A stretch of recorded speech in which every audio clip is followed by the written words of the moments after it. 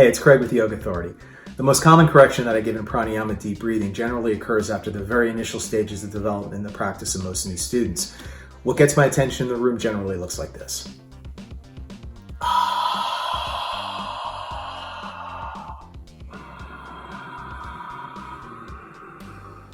Notice the distinct separation between the in-breath and the arm and head movement and the out-breath and the arm and head movement. What we're attempting to do is more seamlessly integrate that expression of movement with breath to allow for a simultaneous expansion of the rib cage with the expansion of the lungs and a simultaneous contraction of the rib cage with the contraction of the lungs. The finished product should look something more like this.